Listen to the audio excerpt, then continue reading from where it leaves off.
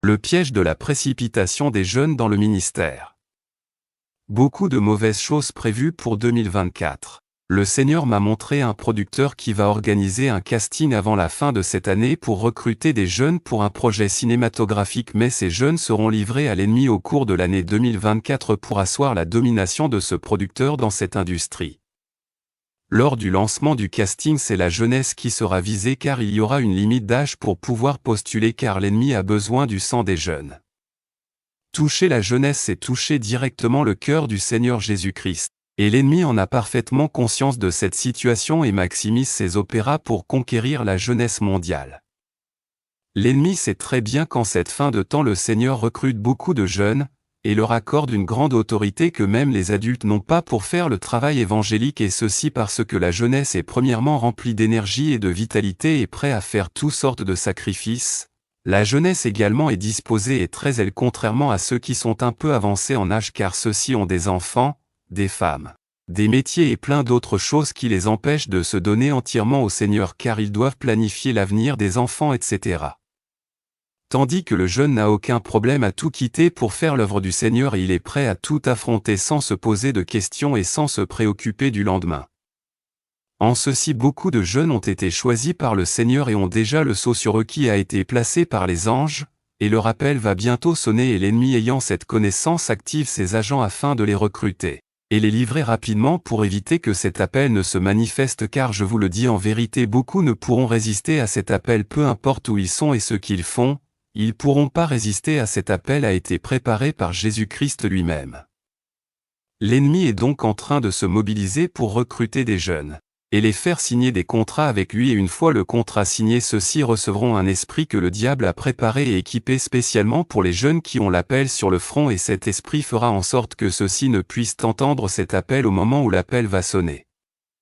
Ces agents de ténèbres vont sacrifier beaucoup de ceux qui n'ont pas l'appel et une certaine partie de ceux qui ont l'appel car beaucoup de ceux qui ont l'appel ont un esprit très fort et ne peuvent pas être sacrifiés facilement. Le diable a essayé dans le passé de sacrifier et de tuer tous ces jeunes qui ont reçu l'appel en utilisant les maladies, les sorciers de la famille, et beaucoup d'autres choses. C'est pourquoi il est bon de passer par un brisement absolu des liens lorsqu'on ressent l'appel de Dieu dans sa vie. Car c'est le diable utilisera les liens qui vous lient à certains de ses agents et certaines choses pour vous atteindre. Si vous n'avez pas encore lu le message sur le brisement de liens, sachez qu'il est disponible sur notre page au lien suivant. Le diable a mis en place plusieurs stratégies pour s'accaparer de la jeunesse, mais celle dont je parle est celle qui m'a été montrée spécialement et dont j'ai reçu l'ordre d'en parler. Cette stratégie qui visait à éliminer les jeunes massivement a échoué car beaucoup sont résistants même s'ils sont encore dans le monde et enfermés dans le péché. Ils ne sont pas faciles à tuer, raison pour laquelle l'ennemi a changé de stratégie et le décret a déjà été signé et sera implémenté vers cette fin d'année 2023 pour des conséquences visibles vers 2024. Cette stratégie de l'ennemi visant à recruter des jeunes a pour un premier objectif de les empêcher de servir le Seigneur Jésus-Christ, et d'autre part de les utiliser pour son propre intérêt. Ce qui signifie donc que beaucoup de ceux ayant reçu l'appel de tourneront du mauvais côté si rien n'est fait. Beaucoup sont hospitalisés actuellement et malades des maladies mystiques et tout ceci pour les empêcher de répondre à l'appel. C'est pourquoi cette parole noya a été donnée par le Seigneur Jésus-Christ. Priez donc le maître de la moisson d'envoyer des ouvriers dans sa moisson. Matthieu 9 verset 38. Nous devons donc intercéder avec énergie pour les moissonneurs afin que ceux-ci se tiennent debout et travaillent pour le Seigneur des Seigneurs, le Roi des Rois Jésus-Christ. Les contrats que ces jeunes signent sont des contrats sataniques même si le contenu ne le décrit pas explicitement, ce sont des alliances directes avec le diable qui plus tard servira à la mise à mort de beaucoup d'entre eux, au recrutement de certains et l'aliénation de d'autres, c'est-à-dire les rendre fous. Ceux qui vont continuer dans le milieu auront donc été recrutés consciemment par l'ennemi. Ceci est très désolant de voir tout ce qui vient et qui est déjà présent. Le royaume des ténèbres travaille activement pour gagner la jeunesse et l'éloigner de Christ car un seul jeune gagné par le Seigneur Jésus-Christ, et se consacre entièrement à lui est un très grand danger pour le diable et sa troupe car un jeune gagnera. Un autre jeune qui gagnera à son tour un autre jeune et ce qui s'ensuivra sera un réveil mondial. Chose que l'ennemi ne veut pas. Le réveil mondial tant annoncé sera mené par la jeunesse, n'en doutez pas. Il est donc important pour les enfants de Dieu de se lever, et de prier pour détruire les stratégies de l'ennemi contre la jeunesse mondiale. Car l'ennemi s'active de plus en plus contre la jeunesse afin de la maintenir dans les liens du péché, et gloire soit rendue à celui qui vit, à Jésus-Christ de Nazareth, de ce qu'il est en train de briser les liens du péché dans la vie de milliers de jeunes gens qu'il prépare pour la grande bataille et la conquête des âmes perdues. Es-tu captif du péché? Écris-nous pour ta délivrée et ton suivi. Le seul problème avec la jeunesse, c'est la précipitation. Beaucoup de jeunes, dès qu'ils reçoivent l'appel, ne prennent pas le temps de travailler sur eux-mêmes et se consacrer à Jésus, mais se précipitent, se donnent des titres et veulent déjà enseigner et gagner le monde, pourtant ils n'ont encore aucun fondement spirituel. Beaucoup sont remplis de faiblesses et de lésions et n'ont pas encore commencé à bâtir leur propre muraille, mais veulent déjà sauver des milliers et des nations. Quel que soit le besoin du moment, Dieu ne change pas et n'est pas dans la précipitation. Lorsqu'il appelle une paire, il se charge de la former, de la bâtir et de lui donner le laisser-aller. La formation donnée par le Seigneur n'est pas celle de la théologie, car beaucoup se précipitent dans les écoles de théologie et pastorale pour se faire former et sortent vides sans rien, mais croyant être aptes. Ainsi donc ils sont approuvés par les hommes et non par Dieu. Actes 13, 2-3.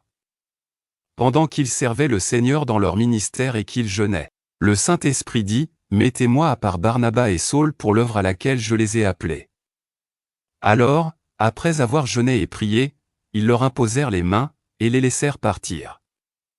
L'approbation d'un homme doit être par Dieu. Beaucoup, dès qu'ils reçoivent l'appel et que Dieu les visite en les montrant des choses qu'il va faire avec eux, pensent que c'est le moment. Or Paul, après avoir reçu Jésus, a attendu longtemps avant que le Seigneur ne l'envoie officiellement. Beaucoup n'ont pas encore été testés et éprouvés mais se disent être prêts. Beaucoup n'ont pas une vie de prière stable mais enseignent aux autres à prier et se plaignent de ce que les gens ne prient pas. Ils seront jugés très sévèrement par le Seigneur car ils sont des pharisiens. Beaucoup aujourd'hui parlent de la prière et de ses bienfaits alors qu'eux-mêmes sont incapables de prier tous les jours, et certains ne croient même pas qu'il est possible de prier 3 heures tous les jours tellement pour eux c'est lourd. Pourtant c'est possible, et quiconque n'est pas capable de tenir 3 heures dans la prière n'est pas capable de faire quoi que ce soit pour le Seigneur, il n'est pas encore qualifié. La prière est un travail qui doit être bâti. Je suis en train de préparer un message sur comment prier longtemps. Abonnez-vous à notre page ou rejoindrez-nous sur WhatsApp pour recevoir nos différents messages. Si vous avez déjà un jour enseigné sur la prière ou sur la lecture biblique sans être capable de faire ce que vous enseignez, vous devez demander pardon à Dieu et reconnaître que vous êtes encore faible. Sachez qu'il y a des jeunes dans ce monde qui travaillent énormément dans la consécration, qui prient longtemps et lisent des livres entiers de la Bible en une journée. Vous n'aurez donc aucune excuse pour votre légèreté et paresse. Vous voyez donc que ce qui cause l'échec de cette jeunesse appelée et précieuse, c'est la précipitation. Le Seigneur veut faire des miracles et des prodiges avec les jeunes, mais il faut être patient et persévérant. Si vous êtes incapable de vivre une vie de prière et de lecture biblique, comment Dieu vous utilisera?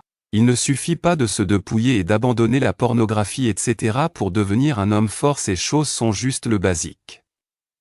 La sanctification est un travail qui se bâtit. Un homme de Dieu dont je suis le modèle dit dans l'un de ses livres qu'à un moment de son ministère on lui avait dit qu'il faut juste qu'il ignore les mauvaises pensées qui viennent et chasse ça, car il n'est pas le responsable. Mais après plusieurs années de travail, il s'est rendu compte qu'il est possible de passer des semaines, des mois, et des années sans aucune mauvaise pensée, et c'est ce qu'il était. La sanctification est donc un grand travail à faire, et beaucoup pensaient qu'il était impossible de ne pas avoir de mauvaises pensées. Pourtant cet homme affirme avoir vécu des années sans en avoir. C'est juste le travail dans la consécration. Voici ma question: avec toutes les mauvaises pensées qui te viennent à l'esprit par minute, que penses-tu pouvoir faire pour Christ? Lève-toi et travaille et Christ va t'approuver. Je parlerai prochainement de comment beaucoup de pasteurs meurent actuellement. Ce que le Seigneur m'a dit à ce propos est vraiment triste. Soyez bénis. Amen, Amen, Maranatha.